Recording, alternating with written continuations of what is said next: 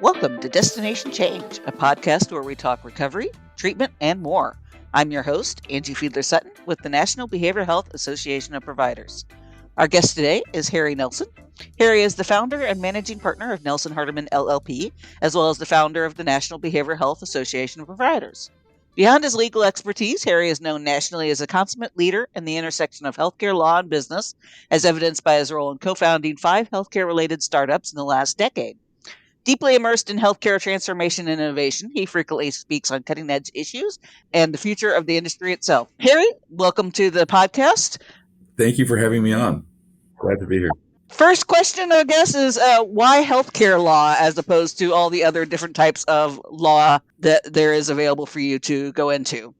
You know, I grew up in the Midwest in Michigan, and I spent a summer of college working as an intern on Capitol Hill for a congressman and mostly answering constituent mail. And I got to be honest, I had not really thought much about our healthcare system until that summer. It was summer of 1988. First, George Bush was running for president against Governor Dukakis. And I spent my whole summer writing letters about Medicare and discovering this fascinating government agency and a whole broad array of government programs. And I came back from that summer to my junior year of college really animated and fascinated by regulatory work in general as this intersection of government meets the economy and like the way that this whole part of our society works without direct visibility to most people, and particularly fascinated by the way that healthcare was dominated by that. From that point forward in college, I knew I was going to go to law school.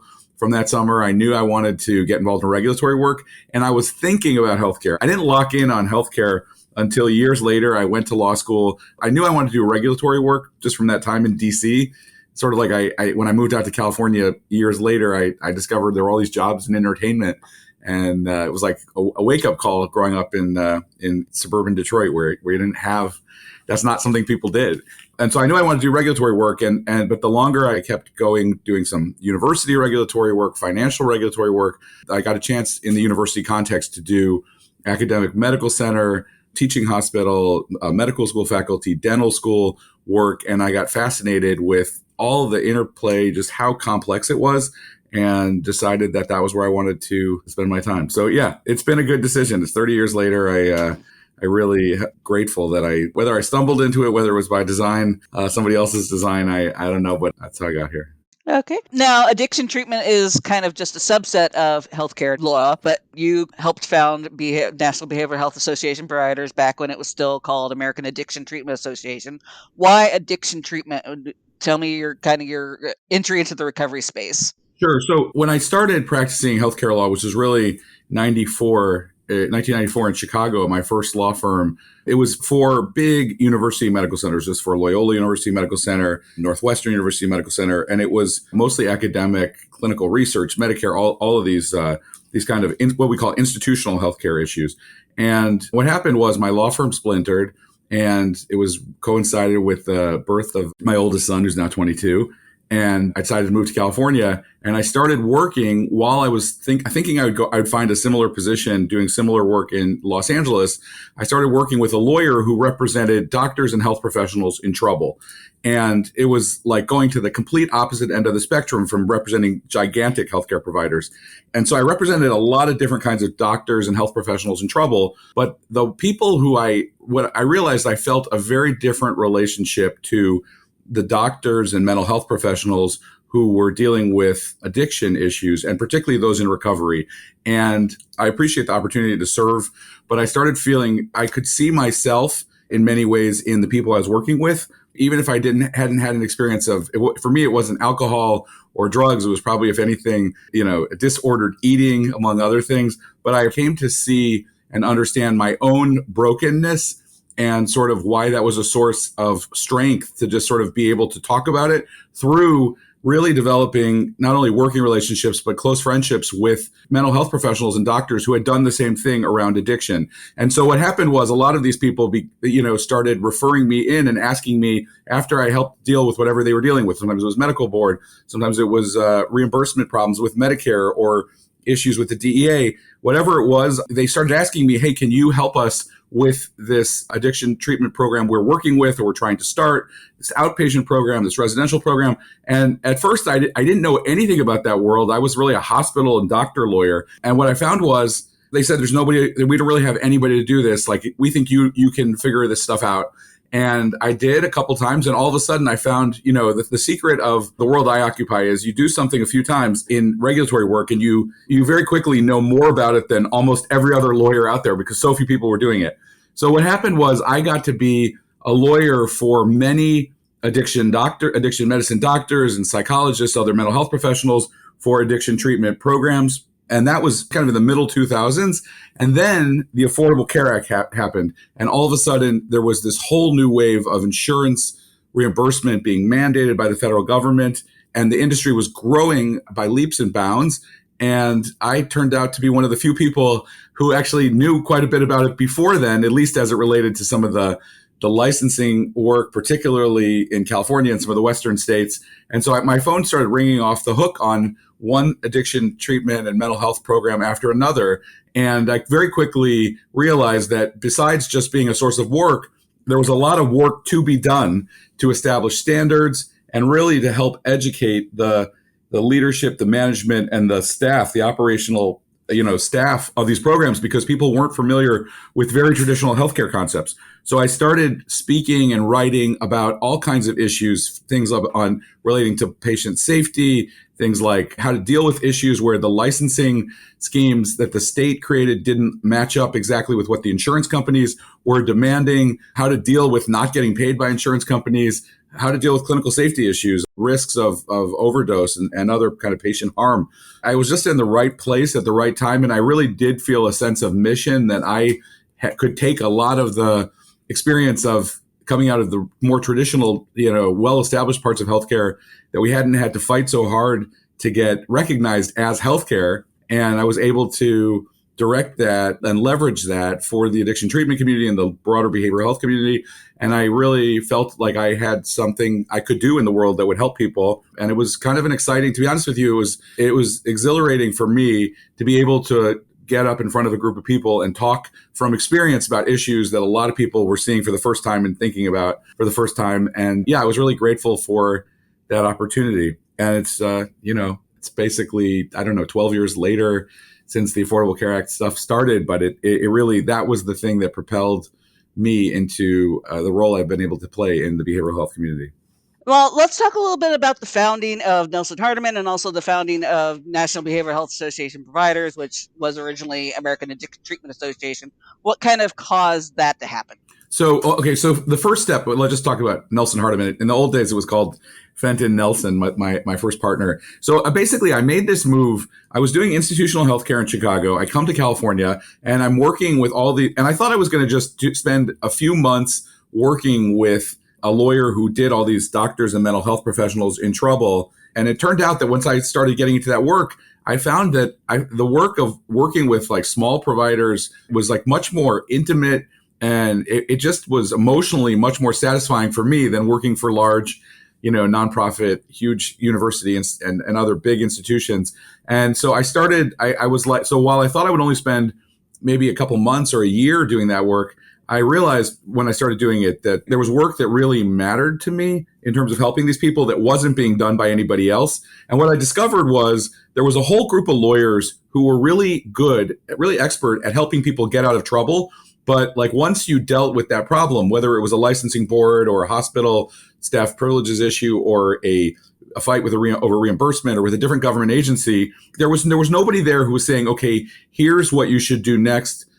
As you rebuild your business or build your new business, here's what you should do on compliance. Here's what you should do on business strategy. And I realized there was this gaping hole. And that's really what led me to start my own law firm in the first place. And what I found was, and you only see this in the rearview mirror, it's not like this was by design, but in retrospect, all the work that came to me was the work that wasn't being done by other healthcare lawyers. And it was in all these areas that were just unloved or newly developing, emerging, innovative. It was all of the above. And I just loved that stuff. It was really like a treat for me as a lawyer to think through these issues and figure them out. And so I started building expertise in things that back in 2005 and nobody was doing. Addiction among healthcare lawyers, addiction, behavioral health, telehealth, all these things that like now today are huge. They were nothing back then in healthcare law. And so anyway, so that was the beginning of the law firm. What happened was I very quickly, the deeper I got into behavioral health, and this is really more like fast forwarding about 7-8 years to like 2012, 13, 14, was behavioral health was exploding. I was speaking, but I really wanted to figure out how I could put more resources in front of more people. And I realized like working as a lawyer, there's a very limited number of people I can reach.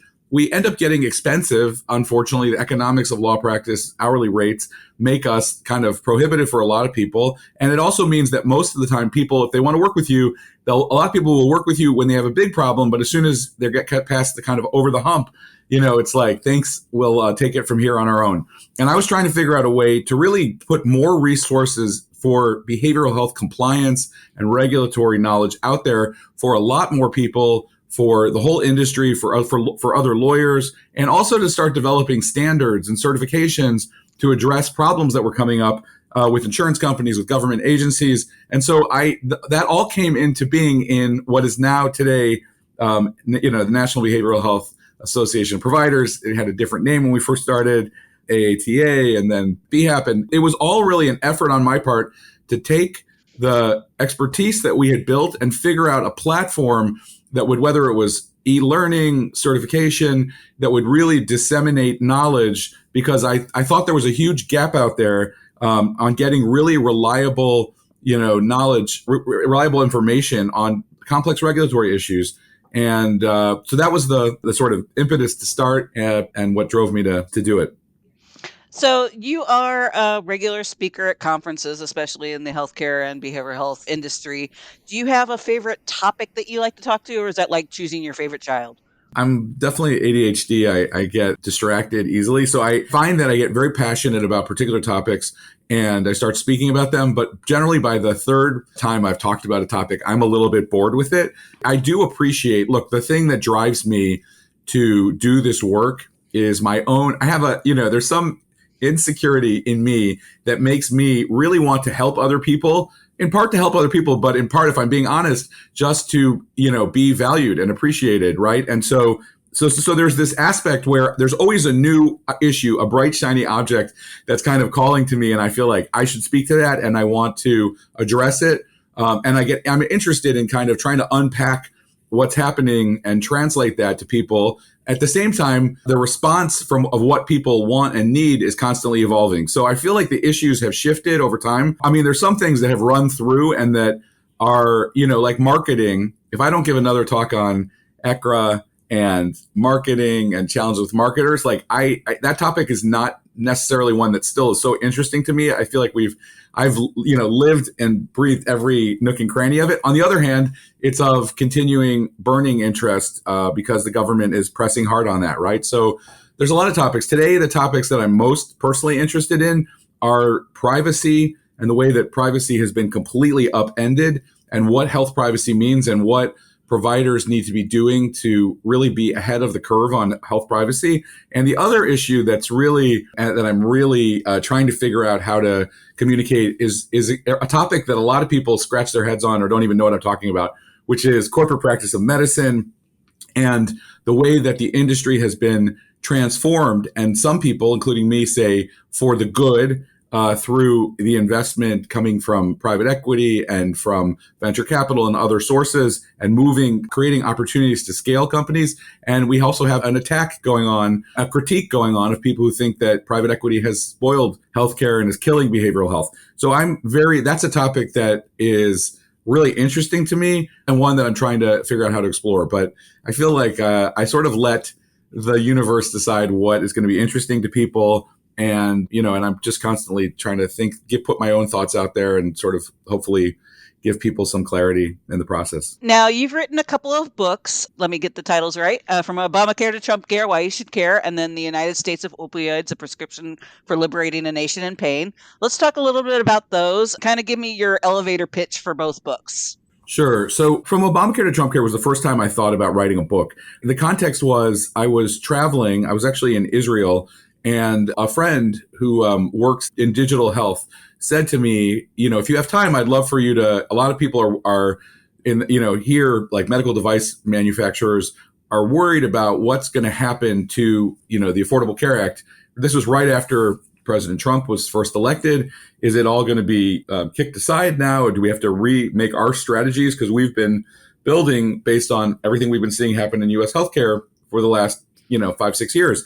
And so I said, sure, I'm happy to talk about it. And I showed up. I thought I was going to speak to a group of 4 or 5 people. I found myself in a room of like 50, 60 people crammed in to hear what I had to say. And I had put together some slides and a sort of where U.S. healthcare was going. And what I really wanted to say to people is, don't panic. The Affordable Care Act did do some significant things. Some of the things that it did are not going to be reversible. It also failed in some key ways, or it hasn't succeeded yet in some key ways. And the Republican vision of healthcare, which was then more Paul Ryan than Donald Trump, it wasn't terrifying. It was just, there are things that it really did address that were interesting and promising, and things that were just left out and missing. And I tried to say, focus more on systemically what's broken and what needs to be fixed. That's where you should be if you're in healthcare, is like, how do you address the brokenness, and don't pay so much attention to which party is in control and whether they're going to favor this program or that program. That's a losing strategy, in my opinion. So anyway, I was leaving I had a long plane ride home, 15 hours. And I thought to myself, this is a moment where a lot of people are asking the same question I was being asked in that room. And there's really an opportunity to communicate something different and to say something that people need to hear. And so I put that book out there.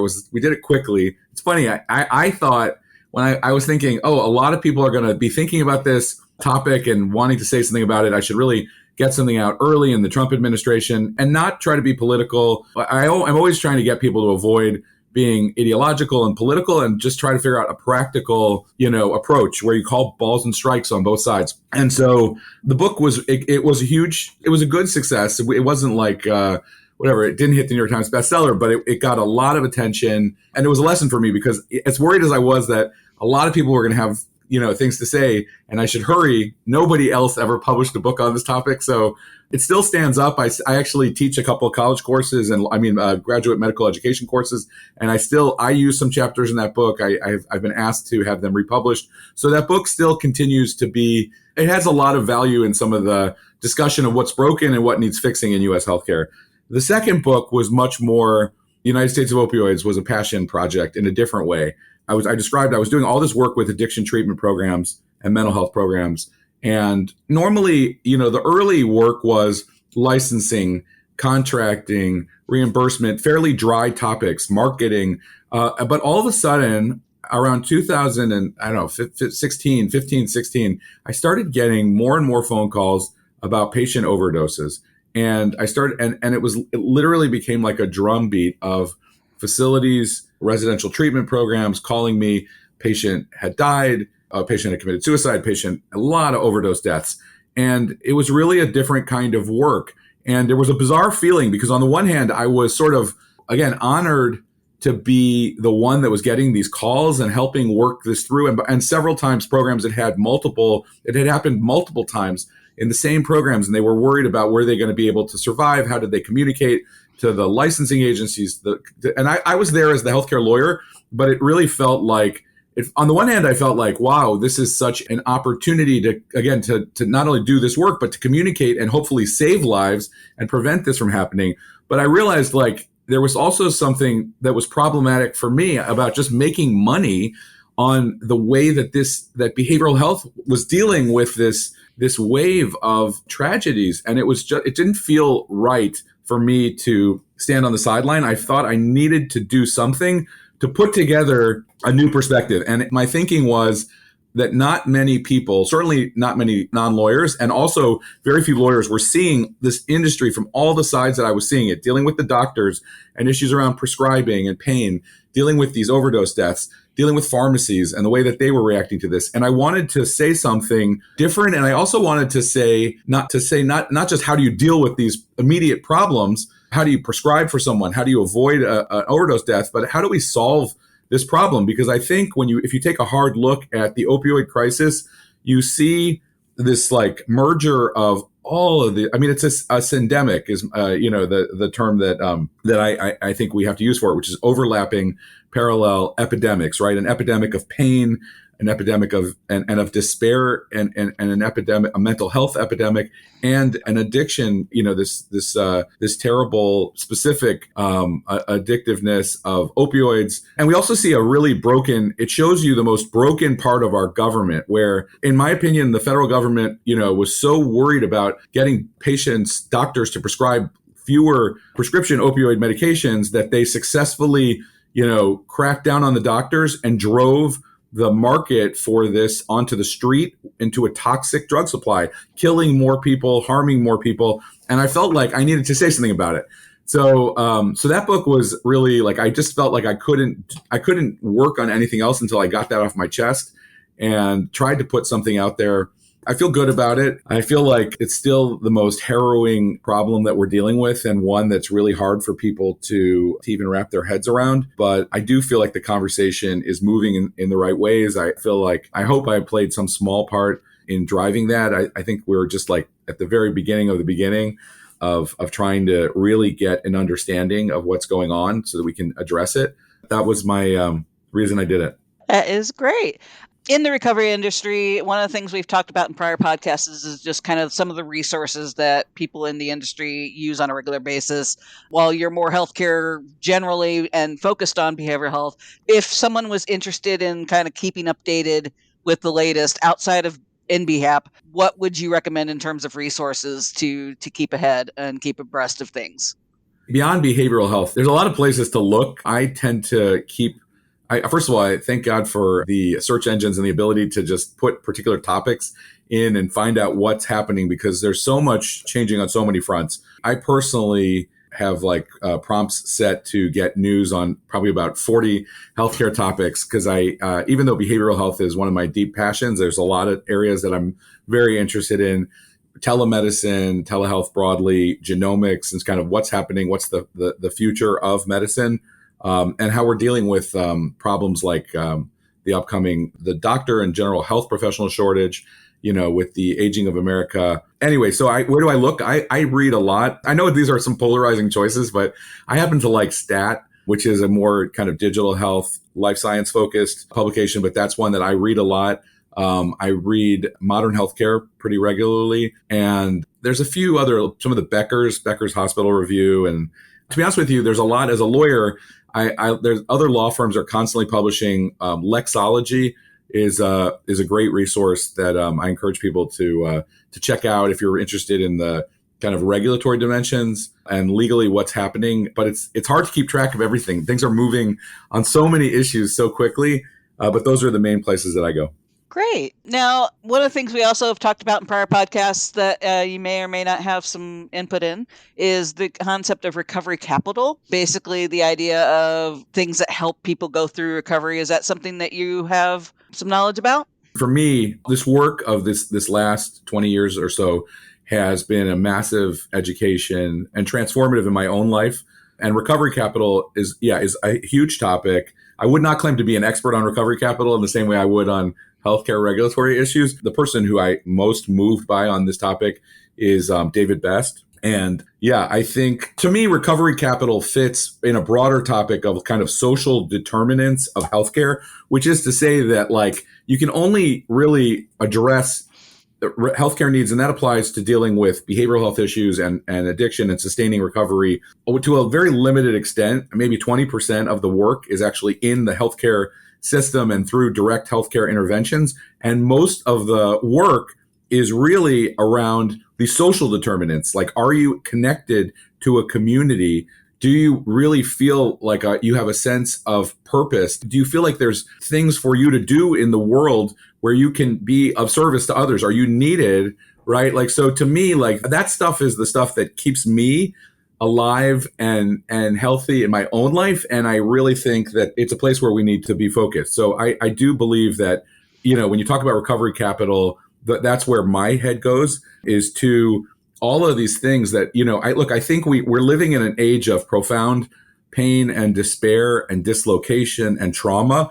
But the problem is that if you get stuck in your pain and in your dislocation and in your trauma, not only are you stuck, but you're also alone and isolated in it.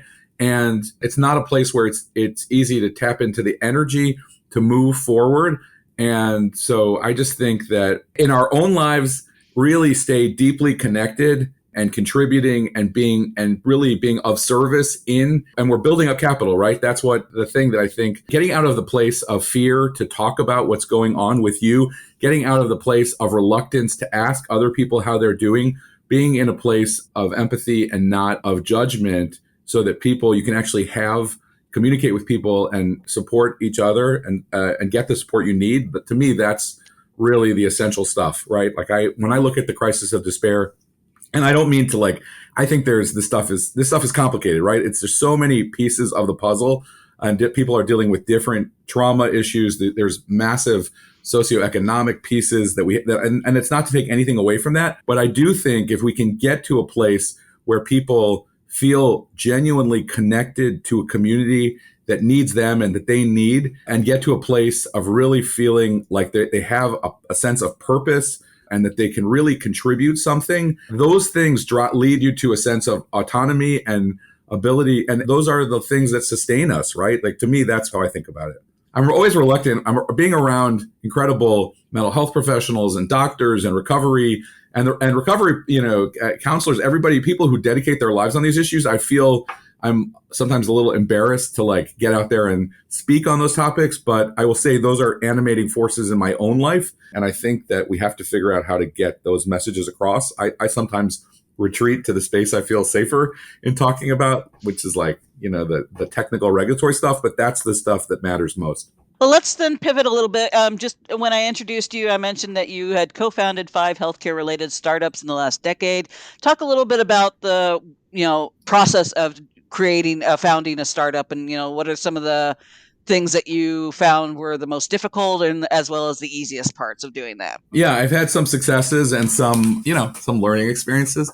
I definitely think, even though I'm in some ways being a lawyer is kind of a conservative choice, I have an entrepreneur's heart. And so every time I walk around and see a problem or an unmet need, I'm always thinking to myself, could I solve that? Is that something I could be part of solving? So the first time that I did it was around healthcare compliance. I was talking earlier about the issue of, one of the challenges as a lawyer is I don't even want to tell you what my hourly rate is because it's so absurd, and it discourages people from really using lawyers on a long-term systemic basis. And so I was thinking to myself, and then I was like, well, you need to find a different cost model to do things that are needed systemically. And by that, I mean things like really assessing risk, putting in place policy and procedures, training, auditing, and sort of figuring out how you're doing. We have such a complex system. So I had this idea. And by the way, it started also with the Affordable Care Act. It's funny. This is just an aside. I had an idea. The Affordable Care Act said that every provider in the country was going to need compliance programs. And I thought to myself, I can't do this through the law firm. It's going to be too expensive and too clunky. Let me create an organization that's going to create compliance programs. And I actually tried to create a software company in the process. And the software company taught me mainly that I should not be in the business of starting software companies. So what I'll say, I guess, to answer your question, what I learned is I think it's a good thing to walk around and sort of ask the question, is there an unmet need here? Is there something that's not being done or isn't being done that could be done much differently or better? And then the next question is, can I do this? And I think the question that I've learned that I didn't sort of appreciate fully on day one is, what's the team of people that builds this what does that need to look like, right? I tried to build a software company without having a coder or programmer in-house. That's just a fundamental mistake to try to to move forward on a venture without the right team. So you have to ask, do I have the right team? And I think you really need to push, do I really have the right idea, right? I think there's a missing piece here. There's an unmet need, but is it really that way? And you have to really dig, right? Sometimes I've made the mistake of investing in companies because the founder persuaded me that there was nothing, it was like a gaping hole. And had I looked a little harder and really kicked the tires on that, I would have discovered that no, in fact, there were other people really doing that. It might not have been obvious, but that was actually a need that was being addressed. So I think it's really important to be constantly, I think there are massive opportunities out there to build businesses, but you have to start off, do I have the right team? Is this opportunity real? And I think you have to be just constantly, the lesson for me is you have to constantly be paying attention to the feedback and being prepared to pivot. The successful businesses that I've started, I mentioned that one, I thought the Affordable Care Act was going to prompt this wave of a need for compliance programs. It turns out that was a part of the Affordable Care Act. It's still there, but it's never been enforced. It doesn't really mean anything. It didn't push people to launch compliance programs the way that I assumed it would. And that wasn't the need that was met, but just by pivoting, we stumbled onto a different need, right? This need for a lower cost model of compliance, of fractional compliance officers. And that's been my most successful personal spinoff. I've been involved in a lot of other people's businesses, ventures trying to just add strategic support. But I think it's difficult, right? The hardest part when I look at a venture, I obviously want to ask, is this really a good idea that's meeting an unmet need? But then the questions are, is this the right person to lead it? Do they have the ability to build and get the alignment of the right team around them? And then the hardest question is, can they raise the capital? Can they raise the money that this is going to need? Because ultimately money is oxygen, and if you have been involved in amazing startups with amazing teams, but they just had to stop and start because they ran out of money and they needed to wait. And you don't ever build a business in a stop-start mode. So that's the hardest question. But if you have people where you can answer all four of those questions, and get comfortable that there's the right idea, the right team, and they actually can execute and they can raise the money they need to make it happen. It's magic, right? You see companies out of nothing. I've had the privilege as a lawyer to watch people build in the space of 2 to 3 years, build literally $1 billion companies where there was nothing. And it's not easy. To me, when you see that happen, it's amazing, right? It's only one of many things. Maybe we celebrate it too much, the sort of heroic, venture. But I personally find it really exhilarating to be around people who are trying to transform things in general. And that's certainly one space that I am always drawn to. And it's a little bit of a roller coaster. I'm involved now in a genomics venture, and this might be, truly transformative, or it's got a difficult course. Who knows? It could finally come up against get into a problem. I mean, you can be early sometimes. Being early is the same in building a company as being wrong. It's like for every pick whatever massive brand you want to pick. There were dozens of companies trying to do the same thing that didn't quite get there. I love the venture space. I think it kind of really tests everybody involved in it, but it's definitely an area that I keep coming back to and get exhilarated working in. Great. Now we're running close to the end of time. Was there something that you wanted to talk about that we haven't, or something that you thought I was going to ask that I didn't? I don't know. It's funny. I feel like behavioral health is constantly changing. I'm trying to think if there's anything. I think I would just say, I thought you might ask about the current moment where we are. I think it's a really interesting time. I think a lot of people, lose sight of the cycle. To me, I think it's very important to kind of pay attention to the where we are in the regulatory cycle and development, and to be paying attention to the kind of what we can learn from, the behavior of payers and government regulatory agencies. And it's tricky really to figure out what's going to happen next. I think we're living in a kind of scary moment for a lot of providers, in the sense that the payers are getting more and more adapted to cutting back on payment and figuring out how to reduce payment and just making it tougher. On the other hand, I think I'm personally extremely excited about the therapeutic advances that we're seeing. And I think we are living through a time when, in many ways, like addiction treatment, behavioral health was kind of a neglected space, because the reality in American healthcare is that if there isn't money in it, if there isn't insurance reimbursement, if it's not covered, people aren't going to, not only it's not going to be delivered, they're not going to study it. And we're in a period of real catch up, and I think it's going to continue to be challenging, but a space with massive opportunities for people who can navigate current challenges. And so I'm still bullish on the future of it, but I do think you got to be paying close attention to sort of where our system is moving directionally. And yeah, I'm happy to get into more specific issues, but that's kind of at a high level how I think about it. Okay. How can people get a hold of you and learn more about you and or Nelson Hardiman? The best way to reach me is through Nelson Hardiman. My email is hnelson@NelsonHardiman. You can find us online, and my information is out there if you look around. I don't think I'm that hard to find, but email is a great way to communicate with me and with our law firm. And yeah, I'm always interested in an issue that I can help people with directly, or whether it's just pointing people in the right direction. Always interested in finding and sort of hearing what's going on and thinking about challenges that our people are facing, in behavioral health. Love to hear from people, and really grateful for the opportunity to contribute to trying to improve our behavioral health system. Great. Well, you've been listening to Destination Change. Our guest today was Harry Nelson. Thank you again for being here. Our theme song was Kita by Sun Nation and used via a Creative Commons license by the Free Music Archive. Please consider rating and reviewing the podcast on Apple Podcasts so we can get more listeners. In the meantime, you can always see more about the podcast, including show notes and where else to listen to, on our website, www.nbhap.org. If you have questions for the podcast, please email us at info@nbhap.org. Thanks for listening.